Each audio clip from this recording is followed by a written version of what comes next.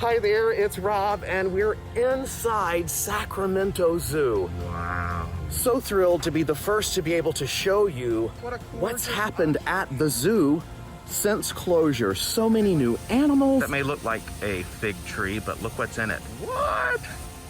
An alligator. So many new habitats. This is so exciting. I can't stand it. What a beauty. Oh. Get your camera right. Ah! Oh, sorry. Rob at the Sacramento Zoo starts now. And now, Rob on the road, exploring Northern California. Hi there, it's Rob, and it's great to see you. And I am so excited about the show because we went to the Sacramento Zoo. We wanted to show you some exciting things that have been happening at the zoo before the zoo gets the clear to open, which should be possibly early June. Joining us now is the head honcho from the Sacramento Zoo, Jason Jacobs. It is so good to see you, Jason. You are the executive director, the curator. You're all of it right there at the zoo. How are you? I'm doing great. It was wonderful to have you at the zoo, actually. And our animals, as you notice, are very curious because they're missing people. So it's great when we can safely accommodate a member of the media like yourself and introduce you to some of the animals. It was amazing to me to see all, as you mentioned, the excitement of the animals. They came right over. It was as if they were excited to see people or visitors, because there's been people there all along. Yes. You know, there's a term we use in zoos called enrichment. And enrichment might involve where we create a structure for an animal that it has to work to get to its food. You might, have a bowling ball and you put raisins inside of it for a bear. We did that at another zoo I worked at. But a more slow type of enrichment is really the enrichment of the animals observing our guest. And obviously, our animals, some of them have really missed our guests. And so it was great that you were able to be a form of enrichment for them yesterday. And I saw one of your zebra playing with one of the enrichment. It was like a huge toy that you would put, little pieces of treats in for your dog, but it was huge and he was playing with it. It was adorable. And Yeah. right next to him were ostriches, brand new ostrich. That's right. I have to make a minor correction. All of our zebras are females, but Oh, that's thank okay. you. Okay. We didn't have you check the gender of our zebras. That wasn't part of your duties. Our zebras are actually a critically endangered species of zebra called the Giraffe zebra, named after a former president of France. There's less than 3,000 of them left in the wild. Unfortunately, we don't really possess the facilities to have a breeding herd. And so we house post-reproductive females as part of managing the entire herd for the United States. And we thought, let's bring in some animals that you would naturally find occurring with zebras in the wild. And that's why we had these female ostrich come in. And you saw they serenaded you. They were quite impressed by you.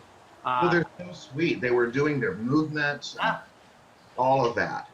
So we say that's a habitat for the ladies, because they're all females, the zebras and the ostrich, and it makes a really nice habitat. It's a great mixed species exhibit. You're seeing animals that would naturally coexist in the wild, and what a great opportunity to see two African savanna species together in one habitat at the zoo. If you're just tuning in at this point, we're with Jason Jacobs at the Sacramento Zoo, and there's so many new exciting things at the zoo that have happened since closure, and we're going to get to the giraffe coming up in a moment. But I want to talk about the brand new habitat for alligators. Oh my gosh. Wow, wow.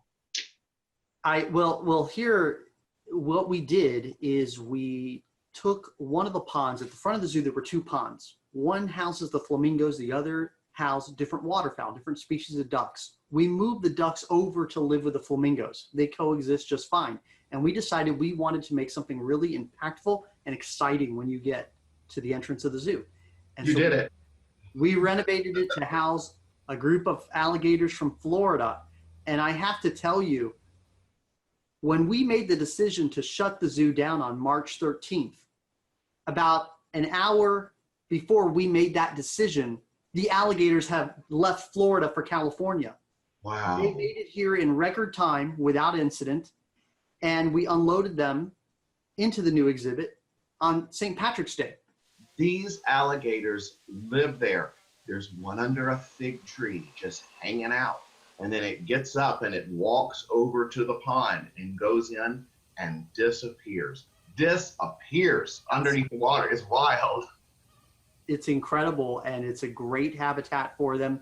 And we've really designed it where unless they go to the bottom of the pond and completely disappear, as you saw, you can go around the entire habitat and look at them from various decks. There are areas where we've created glass panels so you can get an uninterrupted view of them. And then throughout the rest of the pond, we have double containment. We have a barrier fence and then a cantilevered fence to prevent alligators from climbing out. They can climb fences, actually, if you Google search that. So we created cantilever fences, which means they can't climb out. Now, I want to talk about the baby alligator. Named Ronnie. Yes. 9 months old, is that right? Is Ronnie a 9 month old? Yeah, Ronnie hatched about 9 months ago. Look at this precious animal. This is Ronnie, the alligator. He's got beautiful little teeth that will grow to be very large. And he felt amazing to hold. I had to go through quite a bit of steps to learn how to do this, but we only held him for about 30 seconds.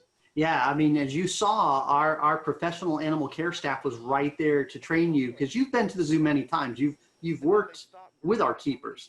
And our staff actually took the time to properly show you how to hold this animal. They were there the whole time observing. So we felt it was very safe. And this is Ronnie is going to be an ambassador where people, your general visitor might not get to hold him. But what we hope for is that general visitors in the coming future will be able to touch Ronnie safely, because it's from the Interpretive Center, one of the animals which we use. And it's incredible when people have that one-on-one connection with an animal. You know, that's what it's all about. That's what's going to get people to say, oh my gosh, you know, alligators aren't that bad. They're really important to the ecosystem. Crocodilians around the world are really important to ecosystems. And that's where you get the connection with these animals, is right at the zoo. Yes, I'll never forget that. I'll never forget that. I mean, I grew up in South Carolina where we have alligators on the coast. And I still have never had that type of encounter with an alligator until I came to Sacramento Zoo. Had to go across the country to have that example and that experience.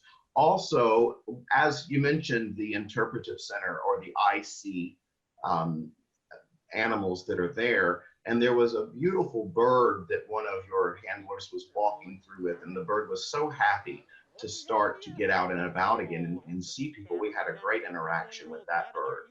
Yeah, that was the Battler eagle. Beautiful. Oh, you saw that part? Good. Tell me about it. Battler eagle from Africa.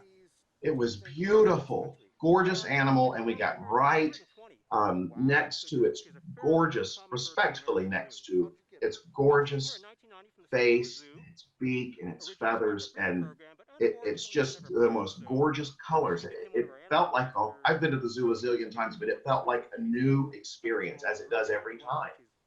There's always something new to see at the zoo, whether you see a new behavior from an animal or perhaps a new species or a youngster that's been born or hatched. That's why it's great to be a member of the zoo, and so you can come as often as you want. Now, you also have a new giraffe. Yes, we have Amira, who arrived about a month and a half ago from the Santa Barbara Zoo. And that plan to bring Amira to Sacramento was well in the works for several months now, probably since late 2019. As you mentioned, we do look at managing populations of animals in the United States where we cooperate with other zoos. And based on Amira's genetics, she is slated to breed with our big male giraffe, Chifu. So she was brought here specifically as a future mate for Chifu. We introduced her to the giraffe herd, and it was like they were fast friends. You know, the females immediately accepted Amira, and she's a beautiful animal. She's still got some growing to do. She's a little over 2 years old, but you know, we're very proud to have Amira here. Amira the giraffe Has she met her mate, and how's the dating going, or does it work like that? Well, she definitely has met him. She's in with Chifu, and we haven't seen a mating yet. But Chifu does do his job. If everything goes well, we should have a giraffe born this year from one of our other females. So fingers crossed. With any pregnancy, there's a degree of risk, right? But there's no reason to believe at this point why we shouldn't have a giraffe calf sometime in 2020 at the zoo. Wow. How will you know when Chifu and Amira have done, well, I almost said have done it, but how will you know when the when it happens? Well, Chifu is quite, let's say, a boisterous male. Okay, so you'll know.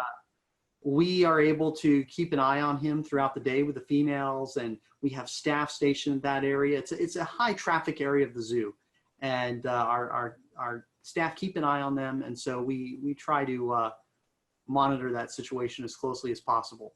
And they go into the barn at night, so they're separated. Yes. I see. So you will know. It'll be during hours, maybe.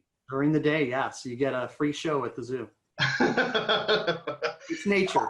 It's nature. Yeah, it's nature, yeah. And how about the births? Could that happen out in the open when the calf is born? Potentially, yes.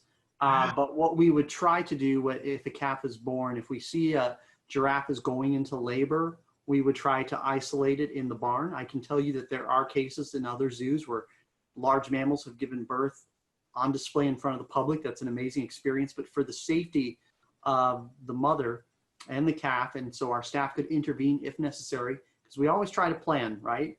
We plan for the best and potentially the worst, because our staff are professionals, right? But we would try to get it into the barn. Giraffes are undergoing a silent extinction. Their population has dropped dramatically over the past 30 years in Africa. They're an animal that is a large animal, right? They need a lot of space in the wild.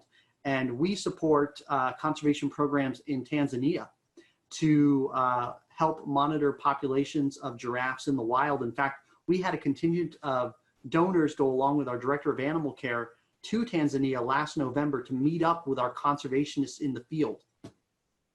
Wow. I love what you just said about Tanzania and about all these other locations throughout the world, that the Sacramento Zoo, and thus we, the residents here, get to take part in that worldwide effort just by going to the zoo. It's a win-win situation. The act of going to the zoo, the act of going to the zoo is an act of conservation, and it's so important. I love, that's a great sentence. I want to talk about also the Okapi. The Okapi. Boy, you talk about, and I just saw you come to life because I know how much you love the Okapi. Just a couple of years ago, we were there for a fundraiser to help build that habitat. Jason, it's beautiful. Yes, I arrived at the zoo in January of 2018, and immediately we sat down, the senior leadership team, with everybody to figure out, we wanted to tear down old bird cages and make a lot of changes, as I'm sure you saw at the zoo. And what could we do? What's something that would have an incredible impact on our guests, that we could do well, that we could also have an incredible impact on a conservation program? And we had a list of animals, and the Okapi quickly reached the top of the list. And I have to tell you, there was a lot of work just in getting those Okapis. We have 2 males. Their names are Forrest and Mo. They are incredibly rare animals. There's maybe 30 zoos in the United States that have Okapis. That's not many. And they're an animal that wasn't discovered until 1901. They're only found in the Democratic Republic of Congo. It's the only place in the world they're found. And they're virtually impossible to see in the wild. And so we built a fantastic habitat. They're solitary animals, so we actually have 2 exhibit yards, habitats that the visitors can see. We actually have a third we could utilize, and we have a fantastic barn. And we opened this exhibit, and I tell you, the Okapi are quickly becoming the favorites of children who visit the zoo. They're one of my favorites because from a zoo director standpoint, the Okapi demonstrates what the staff and the community of the Sacramento Zoo can do when we work together to create a great experience for our guests and make a difference for a species in the wild. The entire habitat was built by our staff in-house. It was our staff, our docents, and our trustees. Everybody worked together. And you visited, that fundraiser was in September of 2018. And by February of 2019, we had that exhibit built. That shows you when we have the right support, what we can do. That's fascinating, because it was right, the event was right there next to where the habitat is. Correct. I had no idea it would turn around that quickly. Now let me ask you a question. When you saw them, what did you think an Okapi was related to? Well, I have to tell you, it's one of the most beautiful animals I've seen. It has legs of a zebra and the build of a giraffe and maybe an antelope. Am I close? You're close, but when you said giraffe, that's bingo. That's the closest living relative of the Okapi is the giraffe. When you look at the head, it's very similar. And Sacramento Zoo is one of a handful of zoos in the world probably to have reticulated giraffe, Maasai giraffe, and the Okapi. You can really get an education on giraffes and their relatives at the Sacramento Zoo. The Okapi had the little, everything on the head that was just like being up close to a giraffe. And we got to do the really up close with the giraffe a couple of times. And you've done it a zillion times. You know what they look like. And that is interesting. They have the same heads. Yeah, they have the ossicones on their heads, which what we call the horns. They're called ossicones. Only the males have ossicones in the Okapi. And they're a large mammal for living in the forest. And our conservation partners, which we partner with the Okapi Conservation Group, we have the head scientist on that has been working with them for almost 40 years. He has never seen one once in the wild. That's how rare and elusive they are. They live in the thick jungle. They have fantastic hearing. If you're walking, they hear you, they're already taking off. And they are an animal which has literally been saved from extinction because of the support the program receives in the Democratic Republic of Congo from zoos around the world that save Okapis. They finance the program in the DRC. That's a big mission of our zoo. And we are leaders in that. And we're so happy and privileged to be able to share this incredibly rare species with Sacramento. Your zoo plays a role nationwide in helping with endangered species and to help rebuild populations that are threatened. That's one of many benefits that zoos do, accredited zoos do. And yours helps do that. You play a role on many of the committees that help match mates. Is that correct? Yes, we are accredited by the AZA, the Association of Zoos and Aquariums. And you're right, the modern role of the zoo isn't just to have a zoo for people to come and look at animals. Everybody who visits the Sacramento Zoo plays a role in helping to conserve the animals because a portion of each admission fee goes to help taking care of animals in the wild. And it might be animals right here in California, like the western pond turtle or the giant garter snake. It might be animals in Africa, like the Okapi, or it might be animals in Asia, like the snow leopard or the red panda.